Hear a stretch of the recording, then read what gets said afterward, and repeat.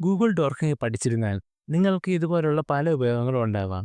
ഇപ്പോൾ നമ്മൾ കാണുന്നത് ഒരാളുടെ CCTV ക്യാമറയിലെ വിഷ്വൽസ് ആണ്. എനിക്ക് ഈ വിഷ്വൽസ് ലെഫ്റ്റ് റൈറ്റിലേക്ക് ക്യാമറ റൊട്ടേറ്റ് ചെയ്ത് കാണുവാൻ കഴിയുന്നുണ്ട്. ഹലോ ഫ്രണ്ട്സ്, ഞാൻ മനോജ്. ഞാനൊരു സൈബർ സെക്യൂരിറ്റി സ്പെഷ്യലിസ്റ്റ് ആണ്. ഈ video hacking from zero to hero level എന്ന പ്ലേലിസ്റ്റിൻ്റെ 5ാമത്തെ വീഡിയോ ആണ്. ലാസ്റ്റ് വീഡിയോയിൽ നമ്മൾ എങ്ങനെയാണ് അറ്റാക്കേഴ്സ് ഹാക്ക് ചെയ്യുന്നതിൻ്റെ 5 സ്റ്റെപ്സ് അതിനെക്കുറിച്ച് പഠിച്ചിരുന്നു. അതായത് ഇൻഫർമേഷൻ ഗ്യാതറിംഗ് മുതൽ ക്ലിയർ ആൻഡ് ട്രാക്സ് വരെയുള്ള 5 സ്റ്റെപ്സ്.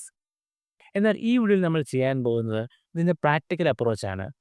അതായത് ഇൻഫർമേഷൻ ഗ്യാതറിംഗ് എങ്ങനെയാണ് അറ്റാക്കേഴ്സ് ചെയ്യുന്നതിൻ്റെ ഒരു പ്രാക്ടിക്കൽ ഡെമോൺസ്ട്രേഷൻ.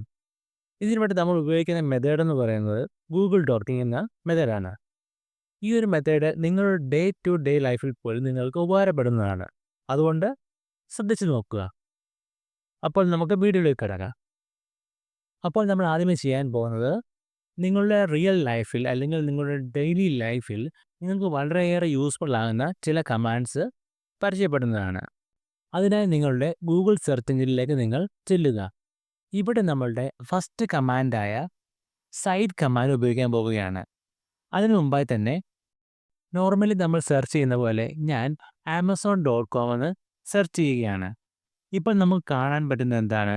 ആമസോണിൻ്റെ തന്നെ വെബ്സൈറ്റും ഒപ്പം പല പല വേറെ സൈറ്റുകളും ഫേസ്ബുക്ക് അതുപോലെ eBay തുടങ്ങിയ പല വെബ്സൈറ്റുകളുടെ അഡ്വർടൈസ്മെൻറ്റ് വന്നുകൊണ്ടിരിക്കുകയാണ്. ഇത് കണ്ടില്ലേ? എന്നാൽ ഞാൻ നോക്കിയത് എന്താണ്? Amazon.com മാത്രം.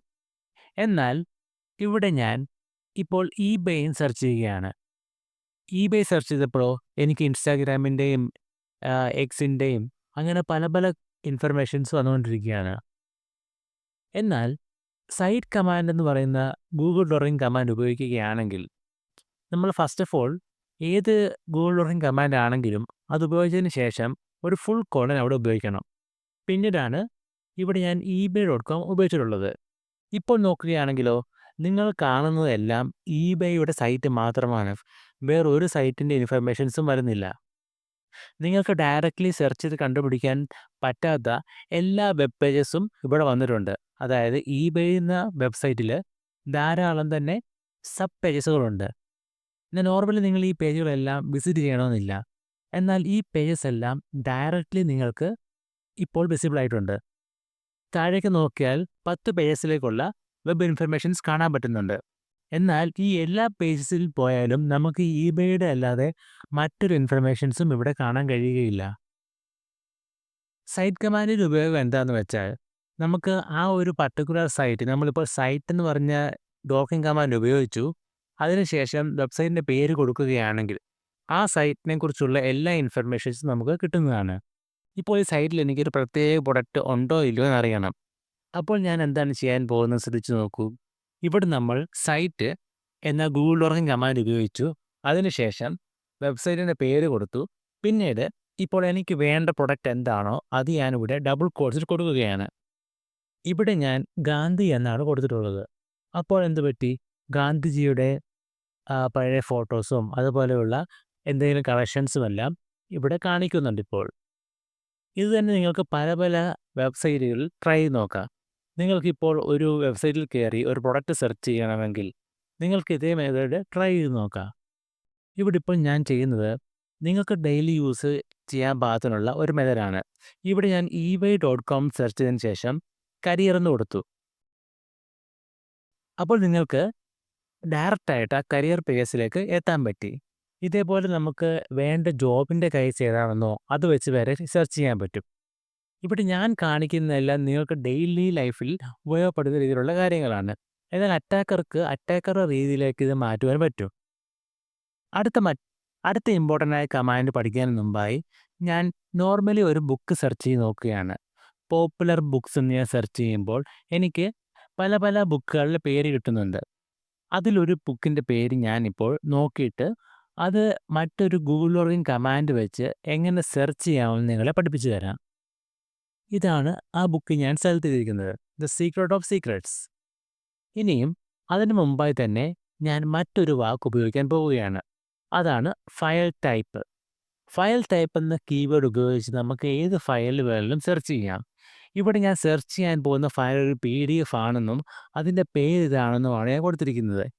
ഇപ്പോൾ ഞാൻ നോക്കിയാൽ എവിടെയാണെങ്കിലും നമുക്ക് ഒരു PDF ഫയൽ മാത്രമേ കാണാൻ കഴിയുകയുള്ളൂ. ഇവിടെ എല്ലാ വെബ് പേജസിൻ്റെ കൂടെ PDF എന്ന് കാണാം. അതിനർത്ഥം ഈ പേജസ് എല്ലാം ലോഡ് ചെയ്യുന്നത് ഒരു PDFിലേക്കാണ്. ഈ വെബ്സൈറ്റ് എല്ലാം ഈ ഒരു ടൈറ്റിലുള്ള ഈ ഒരു ബുക്ക് ഉണ്ടാകും. ഇപ്പോൾ നമ്മൾ സെർച്ച് ചെയ്യുന്ന ബുക്ക് തന്നെ ആവണമെന്നില്ല. പക്ഷേ ഈ ടൈറ്റിലുള്ള ഏത് PDF ഉണ്ടോ അതെല്ലാം ഇവിടെ ലോഡ് ചെയ്ത് വന്നുകൊണ്ടേയിരിക്കും. ഇതേ മെത്തേഡ് നിങ്ങൾക്ക് ഒരുപക്ഷേ മോഡൽ ക്വസ്റ്റ്യൻ സെർച്ച് ചെയ്യുവാനും അല്ലെങ്കിൽ മറ്റേതെങ്കിലും റിസർച്ച് മെറ്റീരിയൽസിനും എല്ലാം ഉപയോഗിക്കാൻ പറ്റും. ഇവിടെ ഞാനിപ്പോൾ മറ്റൊരു വെബ്സൈറ്റ് ട്രൈ ചെയ്യുകയാണ്. ഇവിടെ ഇപ്പോൾ ഞാൻ മറ്റൊരു PDF സെർച്ച് ചെയ്യുകയാണ്. ഒരു പ്രോഗ്രാമിംഗ് C എന്ന ബുക്കിനെക്കുറിച്ച്. ഇപ്പോൾ നോക്കൂ, എല്ലാ വെബ്സൈറ്റുകളും ലോഡ് ചെയ്യുന്നത് ഒരു PDFിലേക്കാണ്.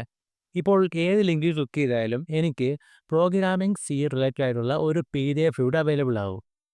ഇതേ മെത്തേഡ് തന്നെ നമുക്ക് വേണമെങ്കിൽ ഒരു PPT സെർച്ച് ചെയ്യാനും ഉപയോഗിക്കാം. ഇപ്പോൾ നിങ്ങളുടെ പ്രോജക്റ്റിൻ്റെ പേര് കൊടുക്കുകയാണെങ്കിൽ അതിനെ റിലേറ്റ് ചെയ്ത് എന്തെങ്കിലും PPT കറൻ്റ്ലി അവൈലബിൾ ഉണ്ടെങ്കിൽ അത് നിങ്ങൾക്ക് ഫൈൻഡ് ചെയ്യാൻ കഴിയും.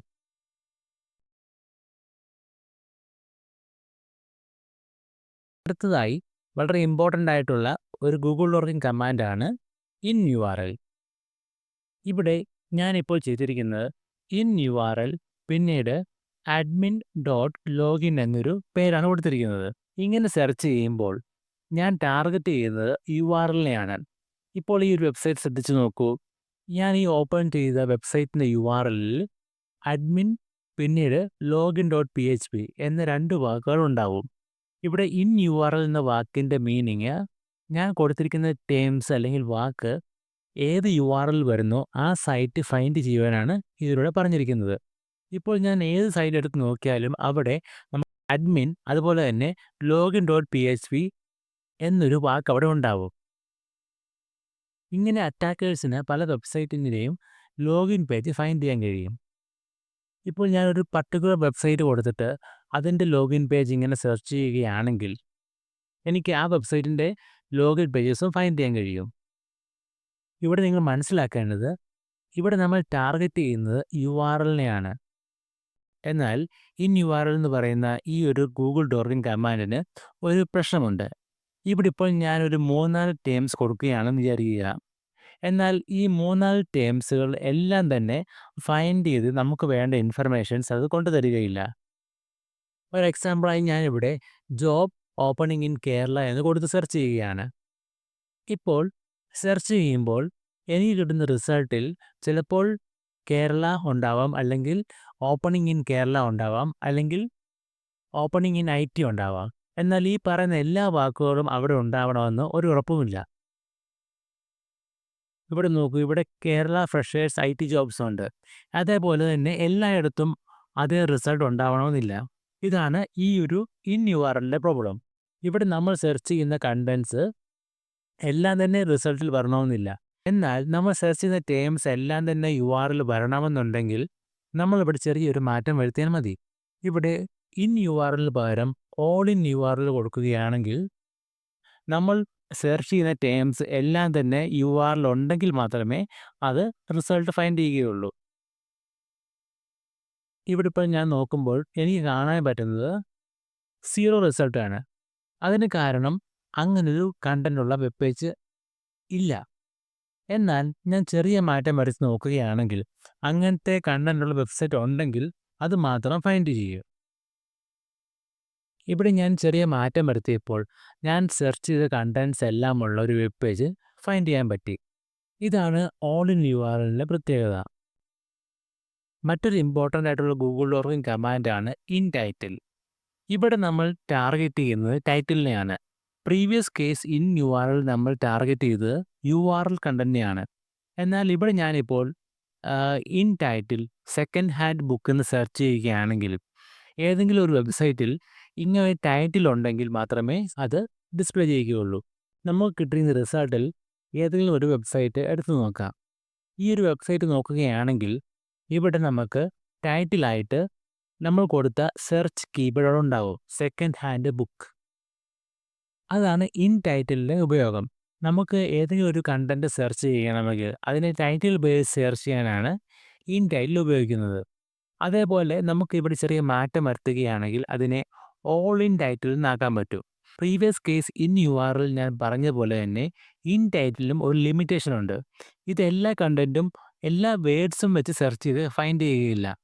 ഒരുപക്ഷേ മാക്സിമം 1-2 റിസൾട്ട് മാച്ച് ആകുന്ന കേസും ഡിസ്പ്ലേ ചെയ്യും. എന്നാൽ ഓൾ ഇൻ ടൈറ്റിൽ ഉപയോഗിക്കുകയാണെങ്കിൽ നമ്മൾ കൊടുത്ത എല്ലാ കണ്ടന്റും ഉള്ളൊരു വെബ്സൈറ്റേ കൊണ്ടുതരികയുള്ളൂ. അടുത്ത ഒരു ഇമ്പോർട്ടൻ്റ് ആയിട്ടുള്ള കമാൻഡാണ് ഇൻഡെക്സ് ഓഫ്. ഇവിടെ ഞാനിപ്പോൾ ഇൻഡെക്സ് ഓഫ് കാലി ലിനക്സ് എന്ന് സെർച്ച് ചെയ്യുകയാണ്. നിങ്ങൾക്കറിയാം നമ്മളുടെ ഫസ്റ്റ് ട്യൂട്ടോറിയൽ വീഡിയോയിൽ നമ്മൾ എങ്ങനെയാണ് കാലി ലിനക്സ് OS ഇൻസ്റ്റാൾ ചെയ്യുന്നതെന്ന് പറഞ്ഞിട്ടുണ്ടായിരുന്നു.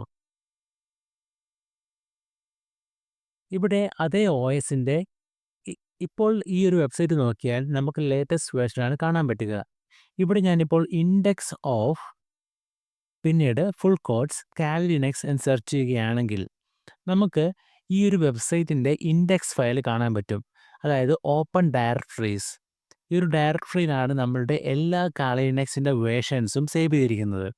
നമുക്ക് എല്ലാ വേർഷൻസിൻ്റെയും ISO ഫയൽ ഇവിടുന്ന് ഡൗൺലോഡ് ചെയ്യാൻ പറ്റുന്നതാണ്. അപ്പോൾ ഇതിന് കാരണം എന്താണെന്ന് വെച്ചാൽ നമ്മളുടെ കമ്പ്യൂട്ടറിൽ നമ്മൾ ഓരോ ഫോൾഡേഴ്സ് ഉണ്ടാക്കി ഇടുന്നത് പോലെ എല്ലാ സെർവറുകളിലും ചില ഫോൾഡേഴ്സ് ഉണ്ടാവും.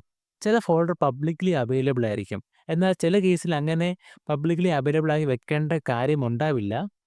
ചില മിസ്കോൺഫിഗറേഷൻ കാരണം അത് അങ്ങനെയായി പോകുന്നതുമാവാം. ഇങ്ങനെ സെർച്ച് ചെയ്യുമ്പോൾ ഇൻഡെക്സ് ഓഫ് കൂട്ടി സെർച്ച് ചെയ്യുമ്പോൾ ആ വെബ്സൈറ്റിലെ ഓപ്പൺ ഡയറക്ടറീസ് നമുക്ക് ഫൈൻഡ് ചെയ്യാൻ കഴിയും. അതിലുള്ള കണ്ടൻറ്റ്സ് നമുക്ക് കാണുവാനും കഴിയും.